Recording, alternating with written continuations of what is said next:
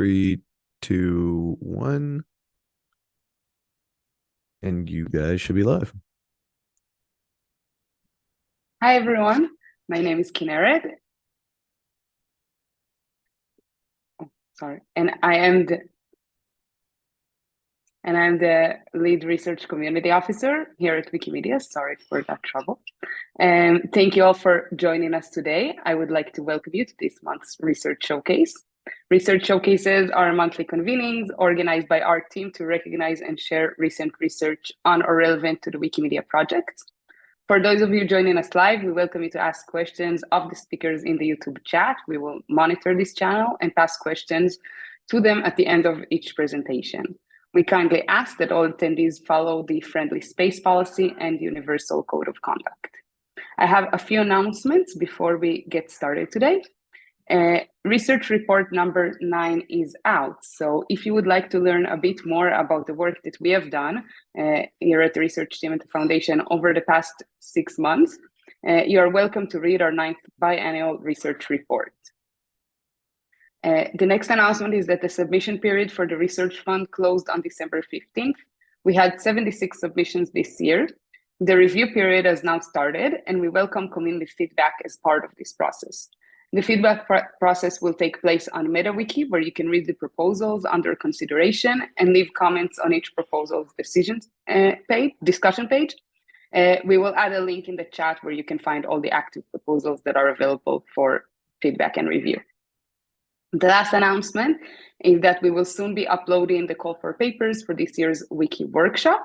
The event will take place on June 20th virtually, similar to last year. You can check out wikiworkshop.org for more updates. And that's it for me. I'll pass it over to my colleague Isaac, who will introduce this month's theme and speakers. Thanks, Kinneret. Hello, everyone. I'm Isaac Johnson, a senior research scientist at the Wikimedia Foundation. I'm glad to introduce the January 2024 Research Showcase. So the topic for this month's showcase is connecting actions with policy.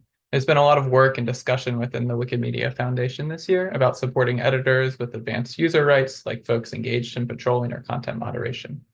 And so as we on the research team consider how to build useful tooling in these spaces, a key concern is how to build this tooling in a way that it provides explainable outputs and promotes socialization into the wikis of those impacted by the patrolling. And a key component of that are the policies and guidelines, as you'll soon hear. But policies are very complicated, both from a technical perspective, how to incorporate into tooling, as well as from a social perspective, as far as how they're enforced. So this research showcase is going to bring together 4 outstanding researchers who are going to speak to some of these challenges and opportunities, and who each carried out some very in-depth research, and I'm very excited to say across multiple language communities in both. So first, we're going to have a presentation by Monica Schengel-Jones and Amber Burson on their work on the effects of reliable source guidelines on marginalized communities. Amber Burson is the executive director of the Visual Arts Center in Montreal. She is a writer, curator, and art historian, and holds a doctoral degree from Queen's University, where her SSHRC-funded research examined artist-run culture and feminist utopian thinking. She's an affiliate assistant professor in the Department of Art History at Concordia University in Montreal, where she has worked on a long-term research project in the history of equity-seeking artist-run centers, technically titled Parallel. In her spare time, Burson works on knowledge equity projects, especially within the Art and Feminism Wikipedia project, where she worked in various capacities for a decade and now sits on the board. In addition to her curatorial work, Burson's writing has been published in a variety of Canadian and international publications. Monica Schengel-Jones is a writer, researcher, and lecturer with expertise in communication and media studies, currently a lecturer in literary arts and media studies at the University of Washington, Bothell, and a program manager of a society and technology initiative within the UW Tech Policy Lab in Seattle. She holds a doctorate in communication and science studies from UC San Diego, where she received the Dean's Fellowship Prize for Humanist Studies for her research on gender and cultural computing. Again, been involved in Wikipedia in various forms since 2012, including as OCLC Wikipedia in Residence and by supporting art and feminism. After their presentation, we'll have Lucy Amy Cafe and Arnav Arora, who will present their work on article deletion discussions. Lucy M.A. Cafe is a postdoctoral researcher at Hasso-Plattner Institute in Potsdam, Germany, She's earned her PhD from the University of Southampton and has worked as a postdoc at the University of Copenhagen as a research intern at Bloomberg, London. Her research focuses on technological solutions to problems of online communities such as Wikipedia across languages and cultures using NLP. And Arnav Aurora is a PhD student at the University of Copenhagen. His research interests lie at the intersection of NLP and computational social science, focusing on equitable solutions to online harm such as misinformation and hate speech in low resource scenarios. After each talk, we're going to have 10 minutes for discussion. We're happy to take your questions in the YouTube chat, where my colleague Eli will monitor the chat and relay the questions during Q&A. And with that, let's pass it to Monica and Amber.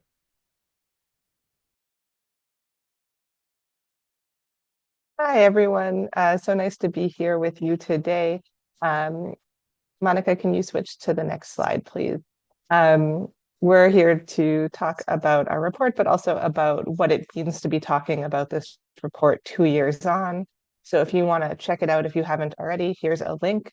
We want to thank the foundation for having us here today, and to WikiCred and to Art and Feminism for supporting this project. Monica, can you switch to the next slide? All right, so quickly, we were a big team that worked on this project, but it was led by myself, Monica, and Melissa Tabani, who's not here with us today. I'm calling in from Montreal, where it's known as Muniang in Ojibwe and Jojage in Mohawk. And I was coming with the perspective of looking at the French community. Monica was representing the English community, and Melissa, the Spanish-speaking communities. We also had a fairly large advisory board. We were super lucky to be supported by many colleagues, and we'll talk a little bit about our process later. Monica, can you go to the next slide, please? All right, so we had pretty lofty goals with this project. We were interested in trying to understand what the effects were on the set of reliable source guidelines and rules, and what that meant for marginalized communities, both in English, but also in Spanish and French. We'll go to the next slide. And so we looked at what was a reliable source, and we'll show you what that looks like in all 3 Wikipedias. And we really wanted to understand how source authority was negotiated among editors. And for us, we'll talk a bit about the process. So Monica will go into that, but actually we'll just switch directly to that, and then we'll talk more about what this looks like. All right, Monica, go ahead. Yeah, thank you so much, Amber. So this slide represents a little bit about our methodology for the project. We spent about 6 months doing first a close reading of the reliable source guidelines in the 3 language groups. And this entailed both a snapshot of the page as it stood in 2020 and then later in 2021, as well as looking at the kind of trace history of these pages. When were they created? How many editors contributed to them, and so on. So you can read a little bit more about how we did this, like in the nitty-gritty, in the report. In addition to doing this close reading, we convened a series of community conversations, or we called them town halls, in 3 languages. The questions that we asked and the way that we convened these conversations was done in conversation with our advisory board, and they were with Art and Feminism's broad and diverse network of participants, which includes, and we'll talk about this a little bit more, trainers who are often involved in art and feminism with the purpose of bringing newcomers to the encyclopedia. So we talked about how they did this and what they went through when they sought to kind of help newcomers learn the core content policies of Wikipedia. Now, in this audience, I'm sure many of you are familiar with the definition of an encyclopedia, for example, and it's aimed to not verify truths, but to verify sources and to provide a tertiary summary of secondary sources. But we really wanted to understand how the trainers were interpreting this, and what the kinds of dynamics they were negotiating. So we recorded those conversations, and then we also analyzed what was happening in them and what was being reported in them. So let me share a little bit about what we found in each of the 3 encyclopedias. So English was the oldest guideline. The content guideline was created in 2005, and it had the biggest number of edits in the earlier years of the encyclopedia, which makes sense given the history of the encyclopedia. But there was also a large number of editorial changes that did happen a little bit later. So we sought to understand, how this was happening and the dynamics as much as you can read in doing what you might call like a trace ethnography of edits that are being made using the view history and conversations about the page. One of the things we noticed, well, Amber will get into it in a little more detail, but unlike the encyclopedia, the content guidelines don't require sourcing. So we found that the reliable source guidelines are created through community consensus and not through sourcing secondary, any kind of materials per se, which isn't to say that they don't have sources. It's just that they weren't, that's not a policy that is implemented in itself onto the policy or guideline pages. Whoops, I'm gonna navigate forward. With French Wikipedia, Amber, I'm gonna jump over and have you explain a little bit, if you will, about the French Wikipedia page, because this is your house. Sure. So we had like a duplication here where it was there were multiple points of entry for guidelines. There was the closest thing to the English recommendations, which was citez vos sources, or cite your sources. But there were actually a number of suggestions for how to go forward in this process that overlapped and contradicted each other. There were fewer editors making changes to these recommendations, and the recommendations were being upgraded a little bit less often. Switch it back to you for Spanish. All right, and for Spanish, Mel Tamani is our expert on this, but I will do my best to summarize our findings here. I think what's most important to know is that the Spanish guidelines were constructed out of the English reliable source page, and it was imported over as a translation in 2008. It did become an official policy rather than a guideline, which has different weight in the Spanish editorial community. And like French and in English as well, there was no definition of reliability. Rather, it's kind of a negotiated concept. And unlike English, where there's a notice board, which I failed to mention, but I'll bring it up now. There's the notice board where editors can have conversations about specific instances of sources where the reliability is a cause for concern. There is no other complementary page in Spanish. And it was a very small number of editors who participated in the creation or updating of the page as well. Anything I'm missing, Amber? Okay. So what we found, and I've given you kind of a little overview of this, and when we had our community conversations, one of the things that we did was share out this close reading with our town hall communities. And we looked at how the very definition of reliability and the source authority that sources have isn't something that it's kind of built on sand, right?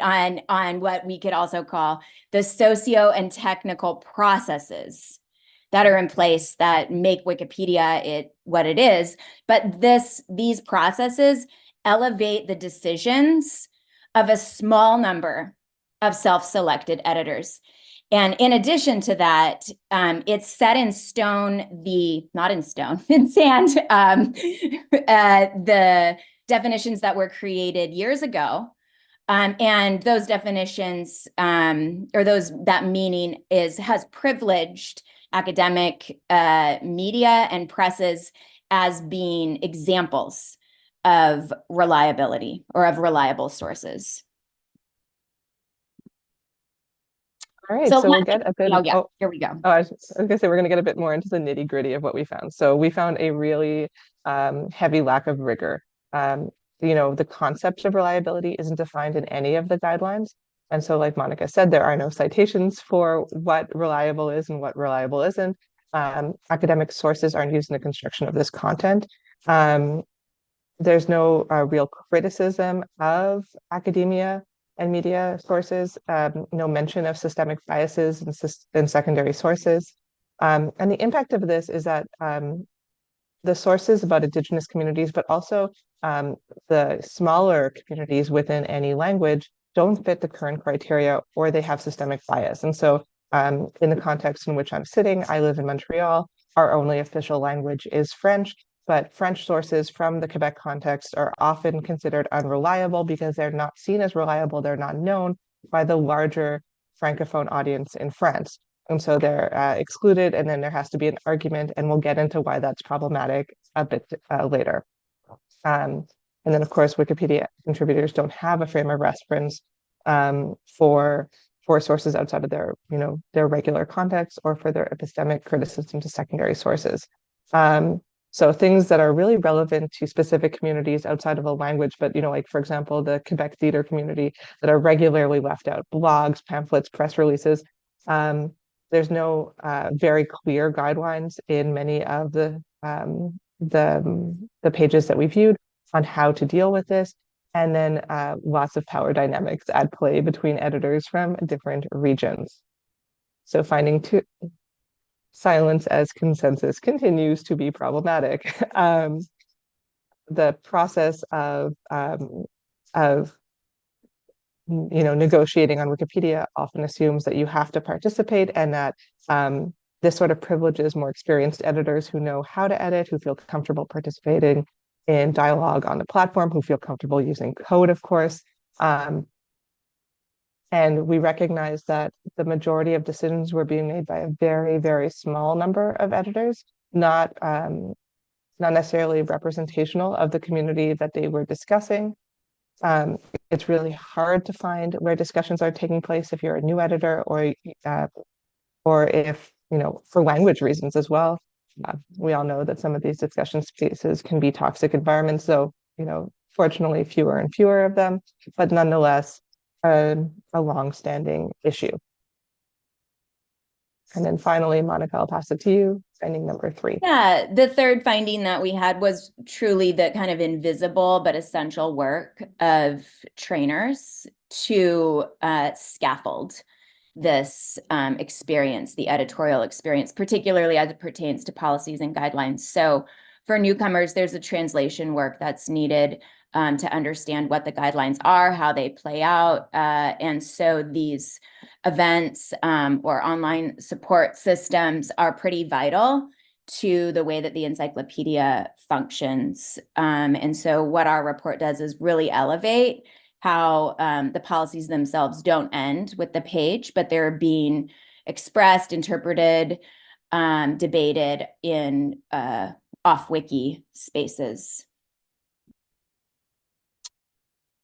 So our report lays out these findings, and then I think we make a series of recommendations, and that was, I think, a crucial second part to our work.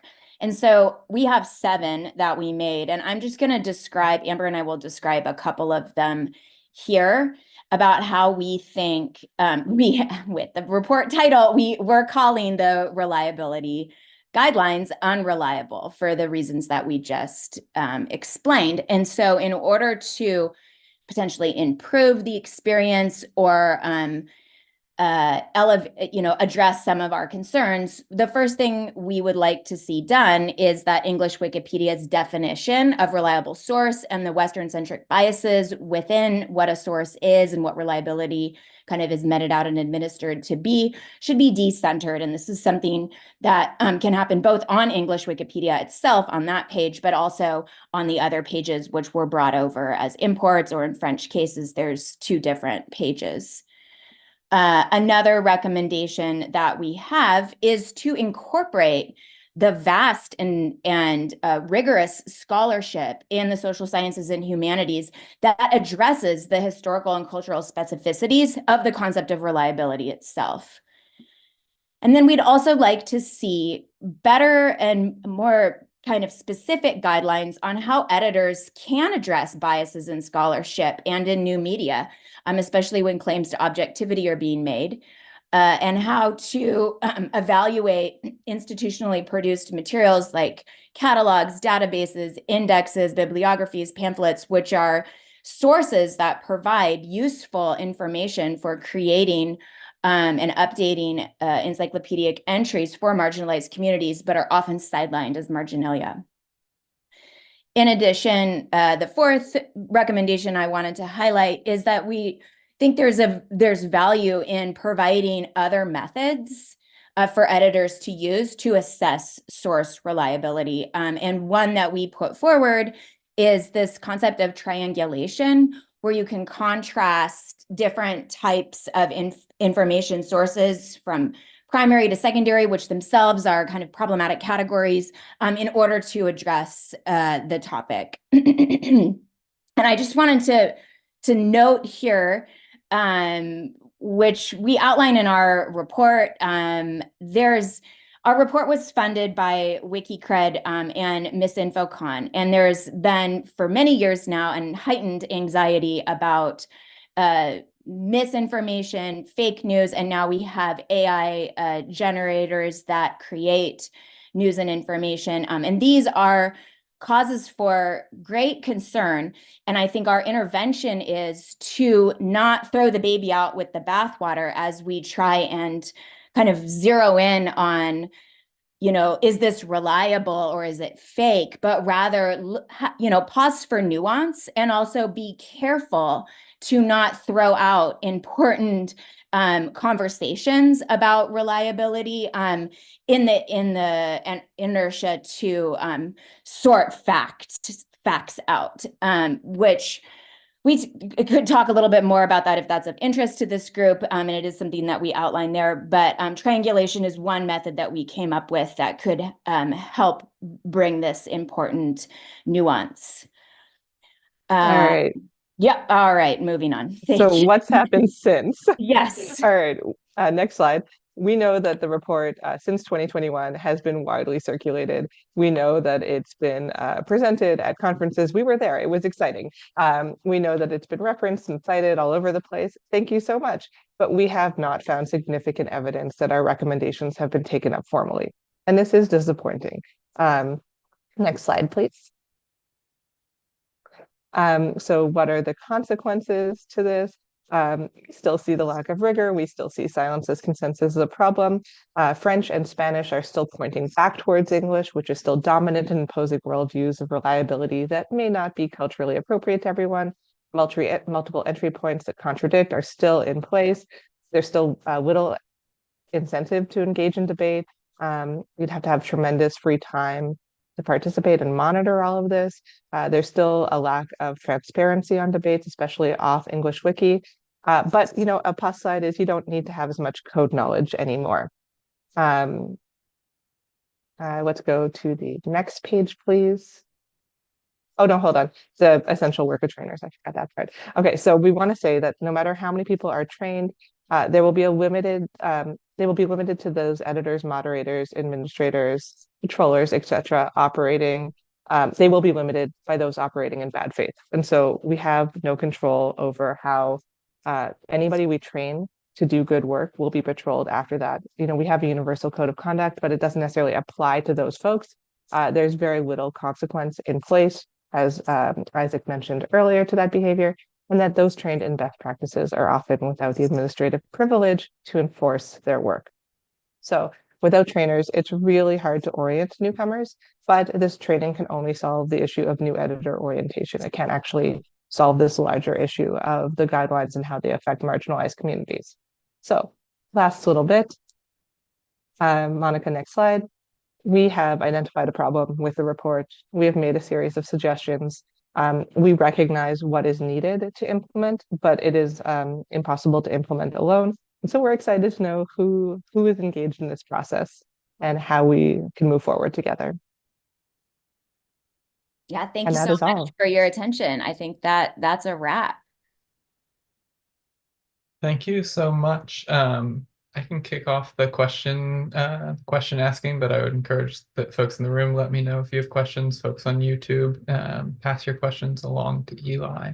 But maybe I'll start. So I was thinking about the reliability policy and what you were talking about, especially with regards to this like kind of attempt at universality of some degree. And I was thinking about that in comparison to notability, where my feelings with notability policy is you see a lot more allowance for these kind of topic specific like sub communities that get to define their own their own approaches to like what defines notability in their area. And I was wondering if you could talk maybe a little bit about that and whether that feels like a direction that would hold promise, or if notability is just so different from reliability that maybe that's not the right direction.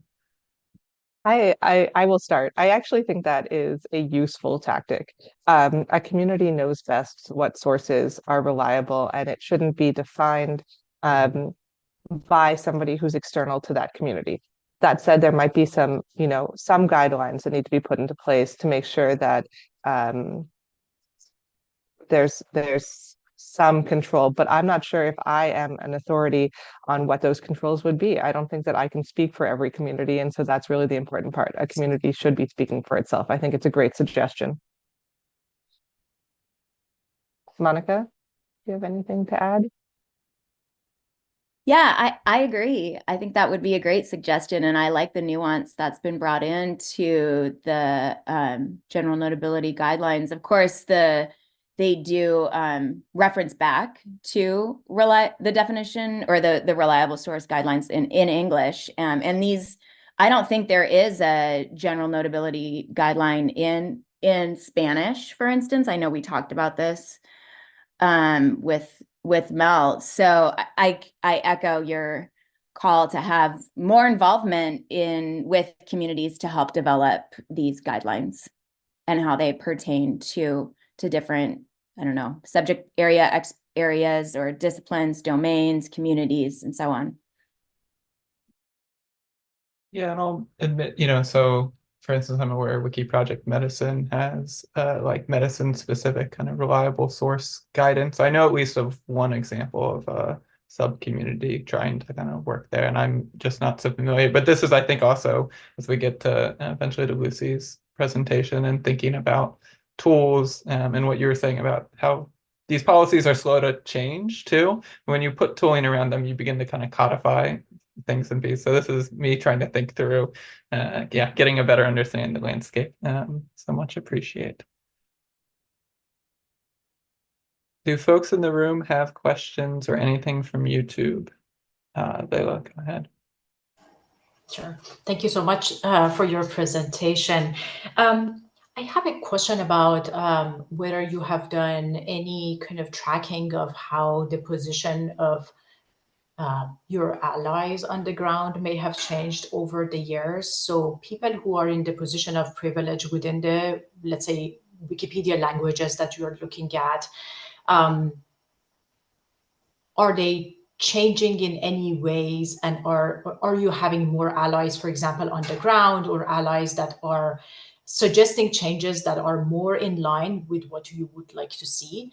Partly the reason I ask is a lot of the impact of your work is around basically on the ground activism at this point, right? And figuring out who are the people who are going to get behind and push in maybe small or large ways for making change. And I'm looking at one of the 5 pillars of Wikipedia, that there are no firm rules. Of course, we know when it comes to marginalized communities, what the difficulty is. Like a lot of the difficulties around like changing the rules, even when, and it can be guidelines, it can be policies. And I wonder if you have any data or insights about what's happening on the ground in terms of privileged people who may become allies in this kind of work to make the change happen on the ground.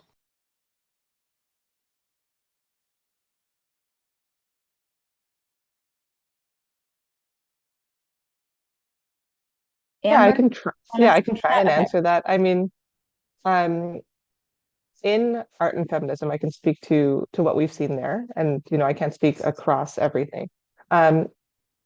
it's important maybe to take a step back and say we looked at 3 language communities that are colonizing languages.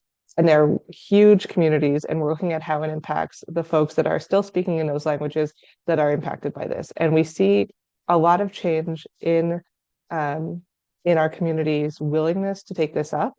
But I would also say that our organization's growth, our largest growth, has been outside of these 3 languages in the past 5 years. And so that is, sort of a separate but in tandem issue. So maybe beyond what I see as allies taking up this call to support these 3 languages and the changes in them, I see them finding tools and pathways to renegotiate the development of language communities or the development of rules and guidelines in quotations for other communities. And maybe that is as helpful or more helpful because it creates the same amount of challenge, and it also creates precedent. It is going to be hard to change the guidelines in French Wikipedia. It is going to be hard to change the guidelines in Spanish Wikipedia, and it's, we all know, very hard to change things on the largest project. But it is exciting to see that other communities which are growing very, very quickly are, sort of leading a charge and enforcing how we do things now. So I don't know if that answers your question, but maybe something to think about as we move forward.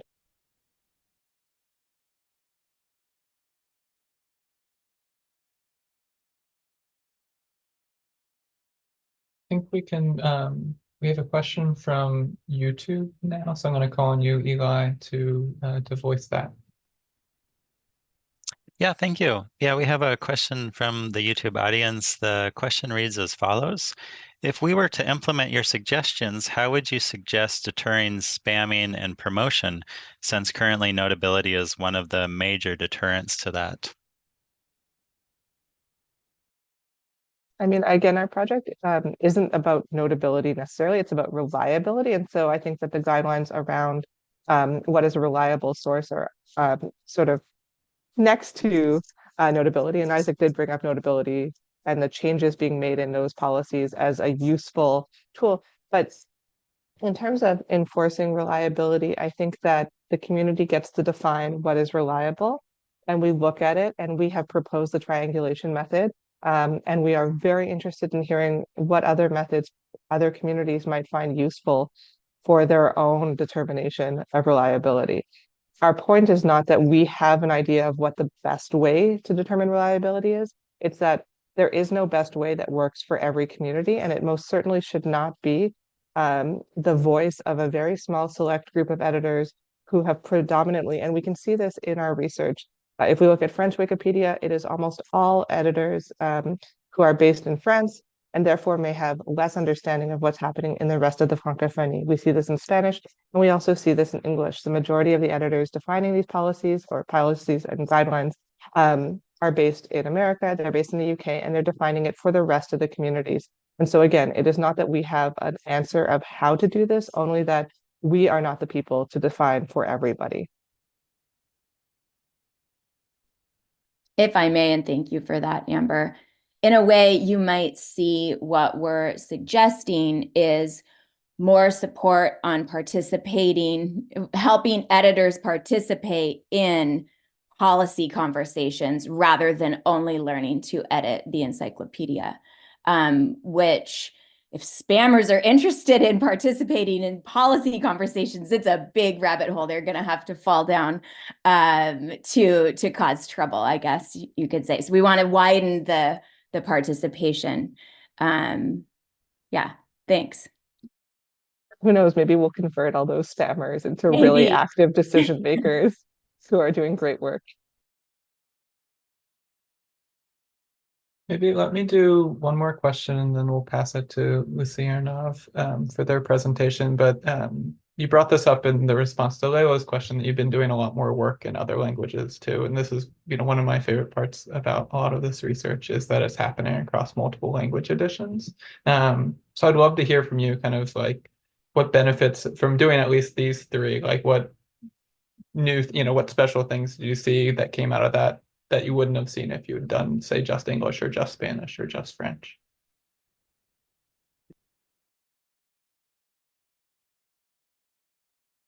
That's a juicy question, and I wish I had more time to think about it than like live on a live stream right now. You know, it was never a question of just looking at one language for art and feminism, and just I think for the three of us and our personal interests, it wasn't interesting to just look at one thing.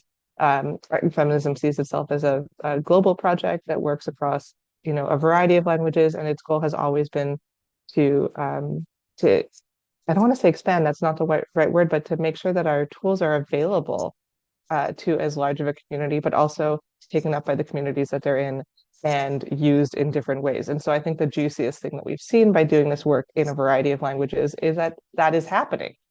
People are taking up the tools, people are using this research to a certain extent to like push back. I'm like a trainer, and I talk about, you know, like how do you do the edits, but then we talk about like the more political editing and how do you use these tools to push for things that you may not see, but you'd like to see. So I don't know. I wish I had like an hour or, you know, like 3 days to think about this question, Isaac, but maybe I'll write back to you later. No, that's fantastic. And maybe we can even get back to it after Lucy, May, and Arnav's presentation, because I know they're also working across multiple languages and so might also have thoughts about some of those benefits. And with that, I think we're going to pass to them, but we'll do a presentation and have more questions about their presentation and opportunity for broader discussion as well across these two presentations. So Lucy, May, and Arnav, take the floor. Thank you. Yeah, so I'm just setting up all the Zoom things, but I think I should be set up by now. Okay. So Arnav and I are presenting our work on why should this article be deleted, transparent stance detection for Wikipedia deletion discussions. Quite nicely fits in with the previous one, although we worked in this work a lot more on like technical perspectives on policy, I would say. We work together with Isabel Augenstein in the University of Copenhagen. I'm now in the Hasso-Plattner Institute in Germany, though. Next slide. Okay, yeah. The question we had, or what we observed at large, or also a step back from just Wikipedia, but at large, that content moderation, of course, is crucial to ensure that content adheres to community standards. And this we can find across all kinds of platforms, Reddit, Facebook, and so on. They all use policies in some form to establish norms and standards for content. And if many moderators discuss across about a piece of content, it is often difficult to get an overview on the points of the discussion and what the concluding action is from it. So our approach to that as computer scientists quite naturally was to say, well, we need some form of automation to cope with this large amount of content, the wide range of policies of different platforms, as well as the fact that, you know, there are different languages things are discussed in, there are different languages those policies are covered. So in natural language processing, which is the field of research we're working on in this work, we have a task that's called stance detection, and stance detection is used to find the opinion of a user regarding a topic. And so our goal then is to do this kind of transparent stance detection in all kinds of content moderation. We'll get slowly to what that means in our case. So coming back more into the Wikipedia world, I'll give some like basic Wikipedia introduction that I think most of you already know, but we'll get through that anyway for if someone's not as sure. So on Wikipedia, we also have moderators discussing, we have editors discussing articles, and we have this type of deletion discussion. So that is similar to what I mentioned before, this like kind of content moderation where we say different editors are discussing about a piece of content. And from an NLP perspective, so from a natural language processing perspective, it's very similar to this task of stance detection, because we have the editors in most of the discussions clearly labeling if they are for or against the deletion of an article. So what we then have is that we say this is the stance, so it could be delete or keep, merging an article or just commenting on the discussion. That is our stance labels. And then we have some comment. And further in those discussions, moderators or editors often refer to the policies of the Wikipedia. So this could be notability criteria, could be other policies, but generally, from my perspective, or how we observed while we were collecting this data, those kind of article for deletion discussions, an important point is that it is nice to refer back to those policies. It is, on the one hand, makes it more understandable to the user why certain things are deleted. But on the other hand, it also helps as kind of a debiasing sort of mechanism. I don't want to say that every comment with a policy is perfect, and we definitely don't have the data to support that. But the general idea is to say, if we do have some form of policy, the content, we can agree that somehow the moderator went back to mention one of the community standards that were agreed upon to make their claim of whether this article should be deleted or kept. So this especially, we believe, is important when we look at then this kind of deletion discussions, since we know that articles about women are more likely to be deleted about those than those about men. And we believe that if we do have some form of culture where the policies are references a lot more, it might lead to a more in-depth discussion about also where those policies lead, or are the policies the problem, or is the people, how people applying them, or whether they skip them, kind of the problem in those kind of cases. However, and this is quite interesting for us and important to mention, there are only 20%. So we collected all the data of all the deletion discussions to the point where we started our analysis last year. And currently there are only 20% of comments in English that mention any form of policy on those deletion discussions on the English Wikipedia. And as few as 2% of Turkish and German Wikipedias article for deletion discussion comments refer to policies. So we can see there seems to be a shift between the different language communities. We don't know, of course, if that is something related to how the communities use them, if it's a factor over time and so on. I believe that would be really interesting to observe. But we do know that there is a need of referring more to policies, or that there is a lack of those references to policies across the discussions. So this brings us to the more like technical idea of our paper. So we said, if we have a comment, we would like to do two things. So given a comment from one of those discussions, we would like to be able to say, this editor is for, against, or for or against deletion of those articles, as well as keeping or merging them, commenting or merging them. That's other stance labels we defined, or that we found as well throughout the different language Wikipedias.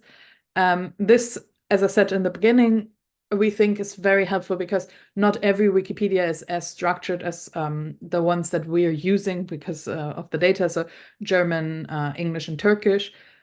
But also, it just helps people to get a quick overview, right? If you were able to just get a comment or a set of comments in the discussion and see what are the stances, what are the opinions of the moderators commenting here towards the topic of deleting or keeping this particular article in question. And the other part, and this, of course, makes us part of this research showcase that we think is very crucial, is this predicting of the policies. So given a comment, finding what policy should have been mentioned if there is no policy mentioned. And so alongside those things, we believe that for Wikipedia itself, as well as the content moderation space at large, there could be a tool that could be really useful that is able to predict those policy and stance labels alongside each other. So I'll speak a little bit about the data set we created for this task, and then Anna will go into how we applied this data set and the methodology basically behind our approach. The dataset we created is from a Wikipedia article for deletion discussions across the three languages, English, German, and Turkish. you see that, so the dataset always consists of an example comment, so the comment with the stance label, so delete, keep, merge, or comment, as well as the policy mention. We removed the policy mention from the example comment, of course, to be able to predict it. And when it is, because of how it is referenced in Wikitext, we have a standard way of displaying it in our dataset. So we have it in a way that we could just post it into the URL or just post it in the Wikipedia interface to know what policy we're referring to. And so we standardized it across. We can see that, of course, the 3 different language Wikipedias, English, German, and Turkish, they're varying drastically in article size. So English being the largest, German also being among the top 5 of the Wikipedias in terms of number of articles, and then Turkish being somewhere in like the middle field of size Wikipedias in terms of number of articles. This reflects also strongly, of course, in the dataset size. So the more articles, the more likeliness of someone discussing whether an article should be kept or deleted. As well as, yeah, then in the number of comments we can derive from each of those discussions. As I mentioned before, we have those 4 different stance labels in the dataset. And not only do we have a different number of actual comments for the article for deletions discussions, we also have a varying number of policies by language. So those are not necessarily all the policies that exist on the Wikipedia, but were all the policies that we could extract from the article for deletion discussion, so the policies relevant to the discussion, as well as we did some merging. So, for example, all of the notability subpages in English Wikipedia, notability for people, notability for musicians, and so on, we merged all into one larger category of policy, because we think that when we would apply this tool, it is not the exact policy that we need. We want to make a point that someone wants to delete this article because of policy, because of notability, for example. Yeah, so that on the side. However, anyway, of course, there's a varying number of policies, and I think that is also important for later to contextualize the results. This drop in number of policies is not proportional to the drop in number of instances. So Turkish having 930 example comments and 33 policies, of course, makes it very difficult for our method to predict which is the correct policy, because it has seen a lot of fewer instances of the policy. So this is an example screenshot from the German dataset. We kept the German label intact in case someone wants to work on this dataset monolingually. We have the comment in German, which, as I said, we removed the policy title from it so that we are able to predict the policy title.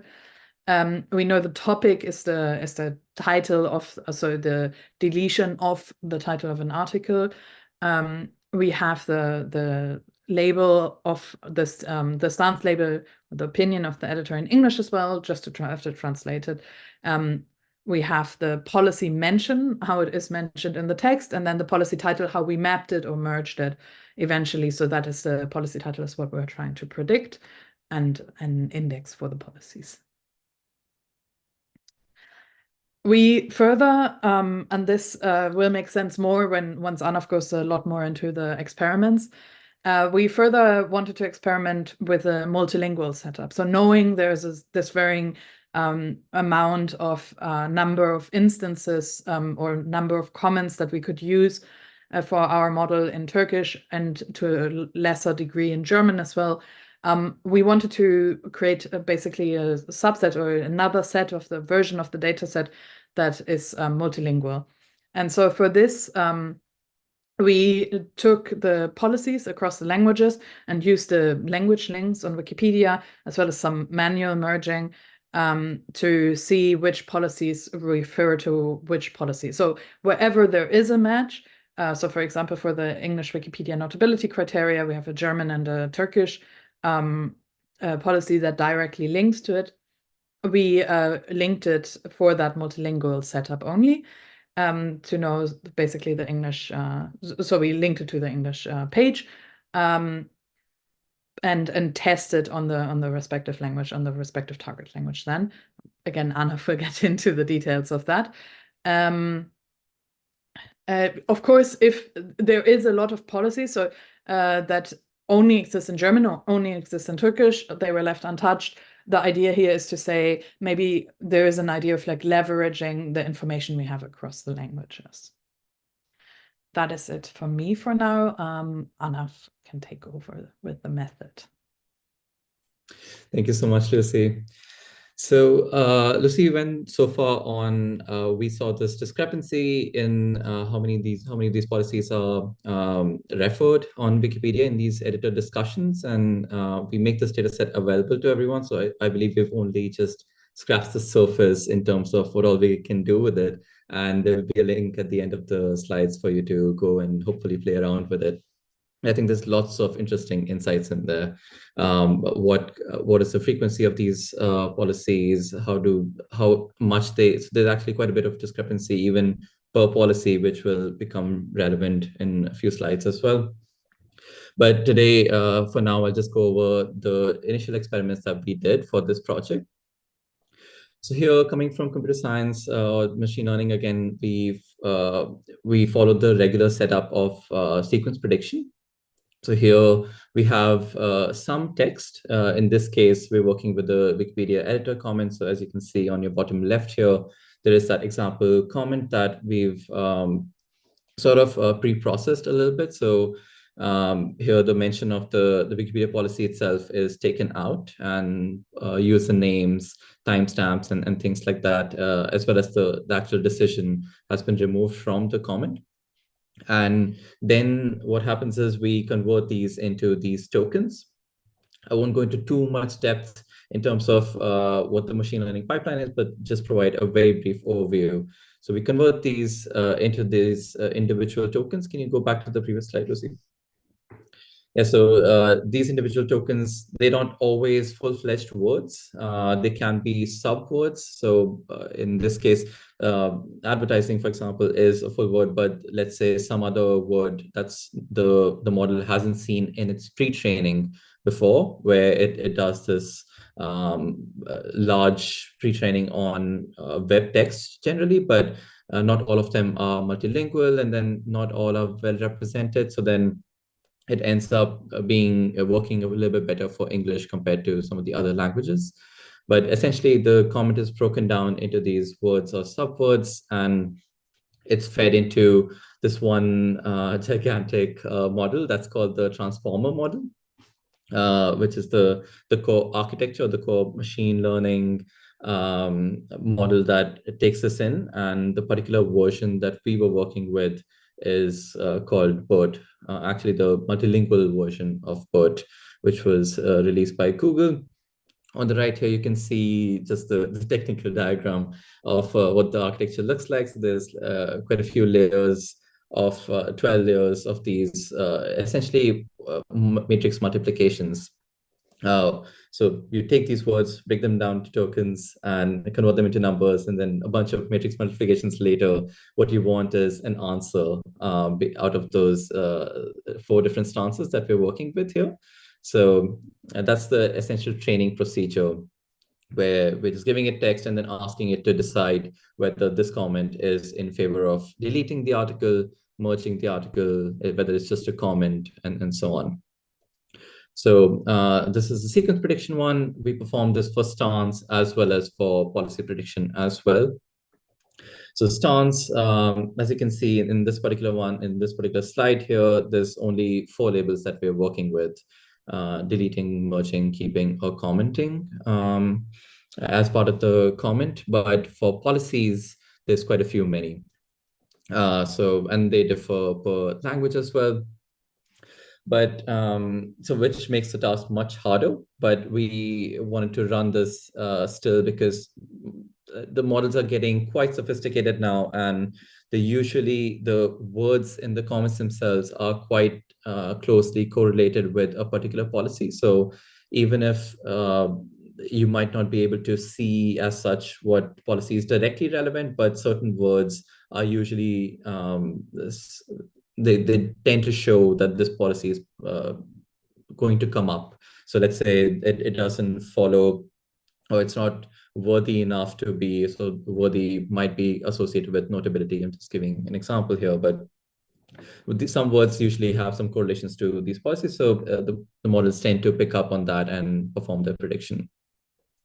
So we had multiple settings for how we conducted our experiments. The first one that you can see on the left here is the single task setting.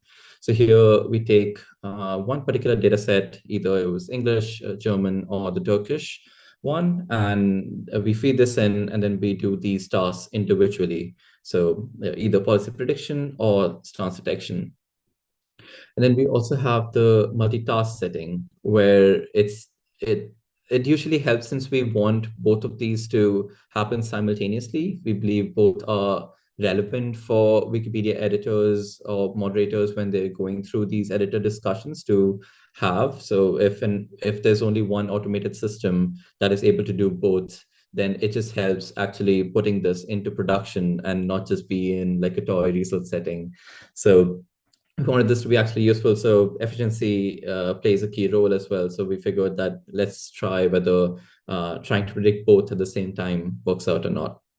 So that's essentially the multitask setting, where you have a single model that tries to do both at the same time. So you have task-specific adapters, you can say, or classifiers. So these are small, one additional layer essentially of this model, but just one that can predict the stance part, and one that can do the policy part, but the essential model remains the same, that's doing the processing of the language and so on.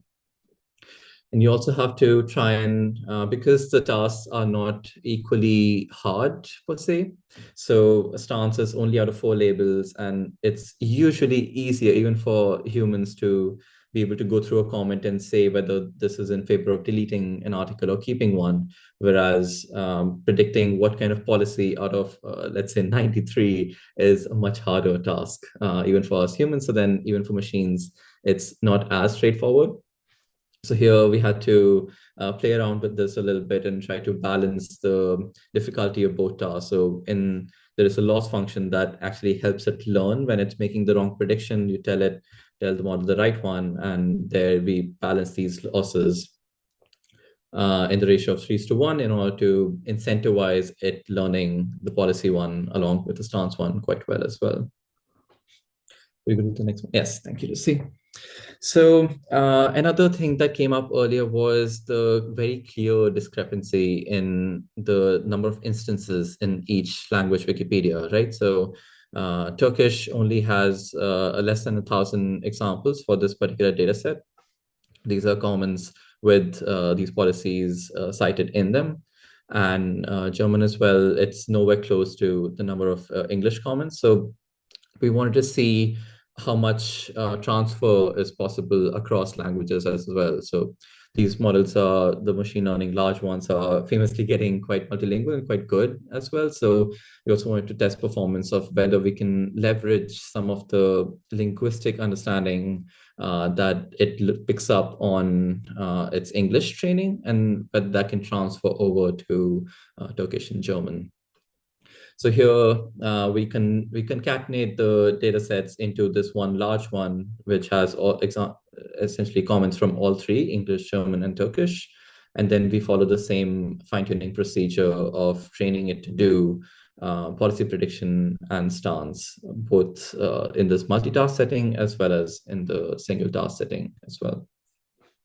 And this we call the multilingual setting. All right, coming to the results. Can you go to the next slide, please? Yeah. So starting with the most resourced setting, as they call it in the NLP terminology. So this is the one with the highest number of comments, essentially.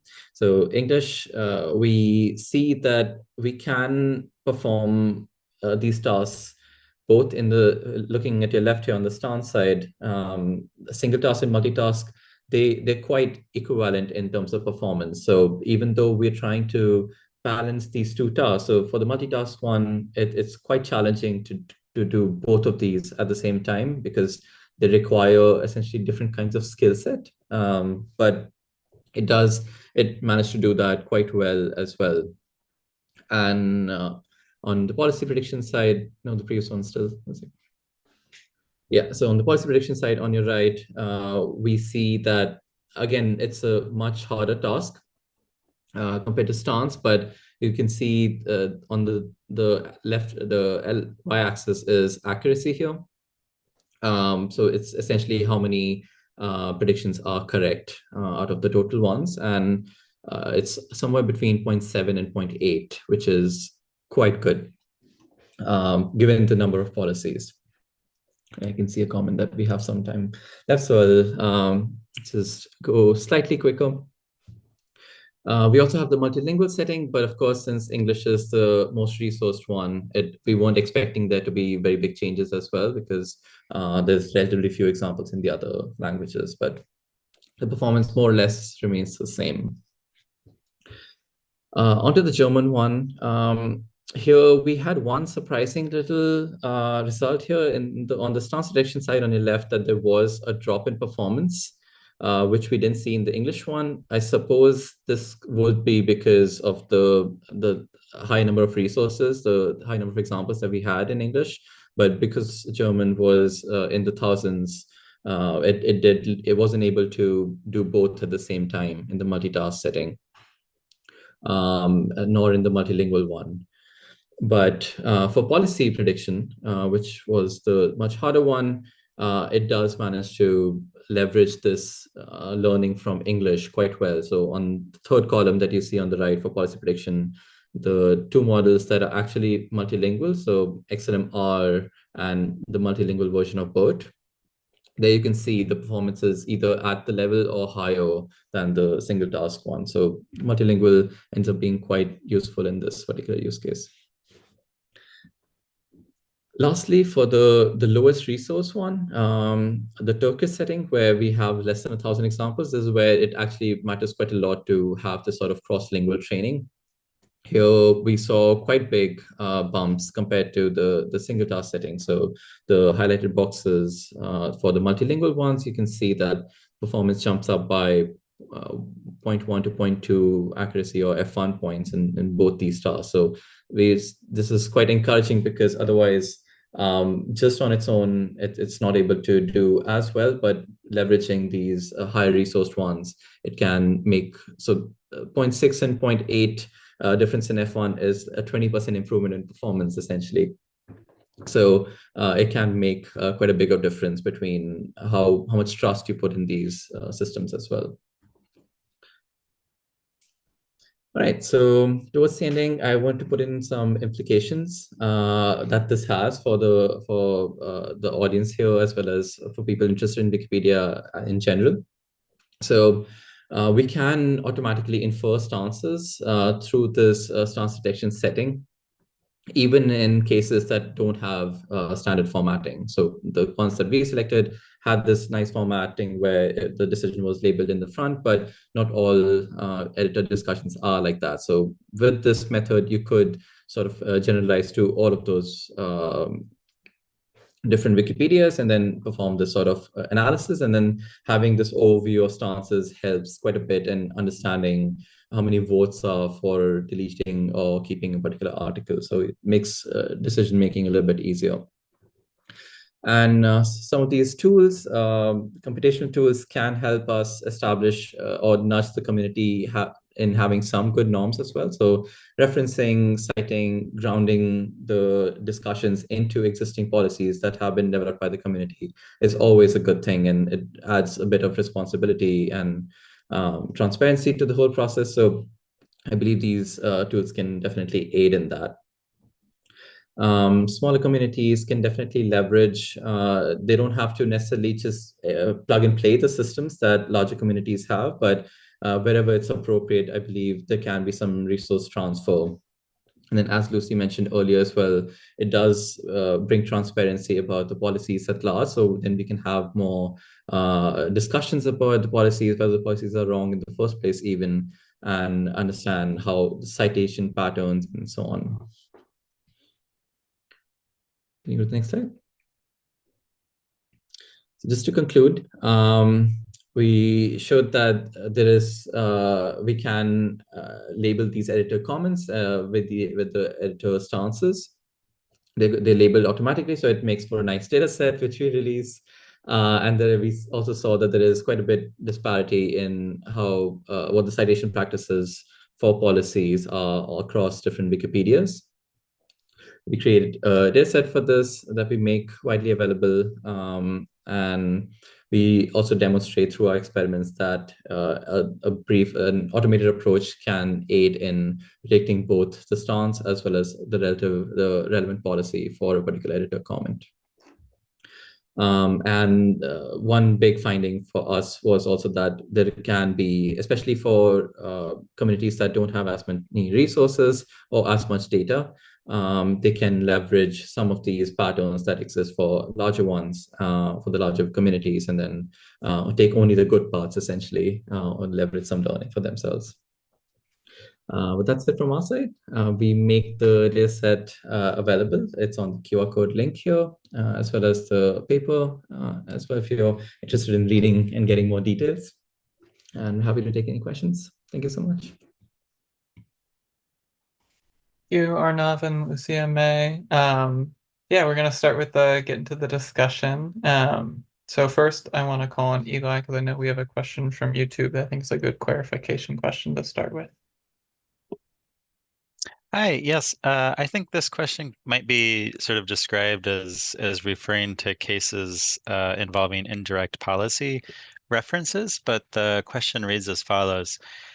How do you determine whether a comment, quote, refers to a policy, end quote? If, for example, a comment says, quote, not enough sourcing, that's referencing the notability policy, but not directly or by name. Yeah, that's a good question. I think that's maybe to clarify how the data set looks, basically. What we did to create our data set is that we take the comments that exist and we look at literally the policy references. So the wiki text. Typically, this is like bracket open, WP, colon, and the name of the policy, notability, for example. And so when we looked at it, we just regex it out. But this is exactly this was our intuition also, that a lot of the times people mention comments without actually referring to them. So that's why we also saw that our models can actually leverage that fact. So they can find this type of pattern saying like, oh, this is, this is not relevant enough, or as Arnav said, the word worthy comes often along the reference to the notability criteria. So being able to take out those direct references in form of links to the policies helps us then to predict the policies necessary for comments where those direct references are not yet made. I'll just chime in with good to hear. I've been thinking about this around edit summaries, and I think that's a space too where you do have a small proportion of editors who are using the direct policy, but I suspect, when it comes to reverting, there's a lot of people who are essentially referencing policies without having and I think this is why I'm excited about some of your tools, as it and hope they can make explicit some of the things that are kind of implicitly already within these discussions and within, yeah. Yeah, so I think this is one of the things we're really excited about, to see like more spaces or more areas of Wikipedia where those policies are used and where it's a practice of referencing to them, to reuse this kind of approach to say like, where else could we use policies, and where would a standardization or falling back on community norms and discussed and decided community norms would help a lot of the approaches. Or community or workflows, so to say. Yeah, and I think that's also a good segue into a question. Monica had to drop off, but before she left a question. I can read it just so the folks in the audience know the question, but then I'd love to hear your thoughts about it. So the question she left, could you explain more about who uses these tools? Who do you see as the audience for your machine learning work? What do we as a user-governed Wikimedia community, unlike other large social sites with user-generated content that make content moderation decisions on their own? What do we gain or lose when we use ML tools to detect stances about policy decisions? And then what do you hope is the impact of your work? So I think it's important to say whenever we work on like automated tool or ML tools or NLP for Wikimedia, that there is also, of course, this very important aspect of the human in the loop. So to say that we're just proposing changes. We don't think that we should go over policy discussions and start labeling them throughout or make a machine decide based on previous decisions what or try to predict if now the article should be deleted or not. Of course, there's this whole topic of like bias, but also Wikipedia has worked quite well in the way it's worked.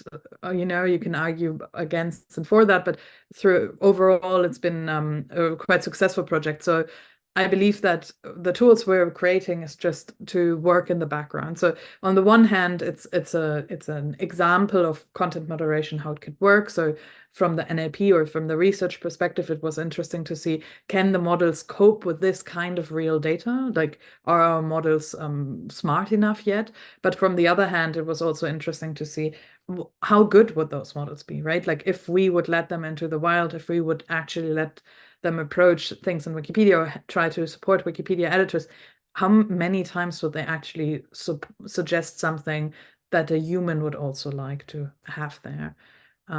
Yeah, so it's I'm cautious. Like I'm with those kind of tools, I would say, I think Arnav agrees with me. We're always very cautious of like saying where and how would we let that into the wild. Yeah, I think I would echo the same sentiment that Lucy projected. I mean, it was a research exercise in exactly assessing this as well, right? What is the feasibility of using these tools as an aid in some sort of decision making? We definitely do not propose, as the results also show you, that these are far from perfect, right? So we wouldn't recommend using these tools for very direct moderation in any setting, but definitely I think this is an evolving space of having a sort of like human plus AI decision making, and I think there is scope for improvement in reflecting on our own biases perhaps and showing up patterns that we weren't aware of before. So I think there's definitely a role there that this combination can play, but we have to tread carefully.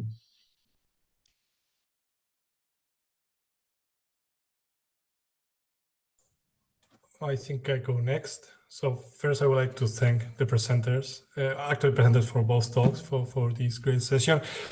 For this talk, well, you have addressed a very complex task by building that model, and also you're releasing the dataset, which is super valuable for further research. And in terms of the dataset, I was curious about the distribution of instances across policies. So I was checking the paper, and I see there is the distribution of the stance labels, but not policies. And I'm curious if you can share some information on that for two reasons. First, because I can imagine there should be some imbalance. So there should be some policies that are more popular than others when being mentioned in these comments. So that might affect the classification process within a wiki. And also because maybe the uses of policies might vary across projects. So when you were discussing the end about leveraging these tools for supporting other communities, maybe these practices would be very different if that distribution of the mentions to policies is significantly different. So I don't know if you have some info that you can share in that regard. And again, thank you. Thank you. Yeah, so we saw definitely there is a maldistribution of the policies. That's one of the problems so there are multiple problems with the policy prediction itself. I had the very thankful task of humanly labeling a subset of the comments towards their 93 English policies and the German policies as well. It is complicated. Like it is just complicated because there are multiple policies fitting. Even when we tried after merging the policies, there are still policies that are somewhat ambiguous, right? Like, is it reliable sources or notability if someone says not enough sources to make this a worthy article? But we do have a clear skew towards notability. That's by far the most used policy across the three Wikipedias. We didn't so the human annotation is in the paper as well. I thought we added in the appendix some of the distribution as well. We didn't apparently, but we have that. So I'm happy to just share that. Or maybe we should anyway update the README on Hugging Face for the dataset, Anaf. New task. Absolutely. But exactly, that's a good point. I think that's interesting. And just quickly going onto the other question, with transferring it to other languages, of course, this is a one big question. Is like, how are the distribution in other languages? If we just try to use the distribution of policies in that language, does it cover and so on? I think it's a very big question. So I think the time is running out, so I'll just wrap it up there. But I'd love to discuss that more. I think that's a really interesting question. Thank you, Lucy. Thank you. Tanya. Just first of all, thanks to all of the presenters. And I was hoping to sort of like think about connecting these two presentations. I wonder if something like this policy prediction could be used for the concept of reliable sources. So say if we know that reliable source might be a form of systemic bias against indigenous forms of knowledge, we could have it say, predict if it's a reliable source topic model, and hey, maybe other people should look at this, whether if we're thinking about changing what a reliable source is and how it could be expanded to be more inclusive of different forms of knowledge that are still valid, but not necessarily academic. So that's the sort of short, not quite question. I think that's a very, very big question. And I think as the very technical person, I would love for Amber to go first. I would love to hear your perspective. Yeah. I mean, it could work. I think I'd have to have more information from somebody with more technical knowledge. But yeah, it's an interesting suggestion. But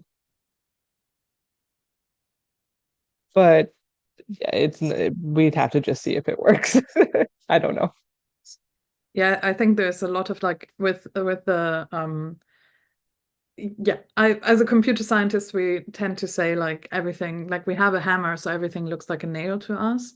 And I'm very cautious of this because I'm very excited. And of course, we could see if there's something in the reliable sources space as well, where we say, what is a reliable source, and can we redefine that? Can we train a machine to understand that?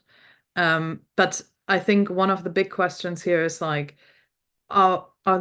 the humans understand enough for us to teach that to a machine? I think there's this interdisciplinary questions that are really big and super interesting, but I'm not qualified to answer alone, kind of.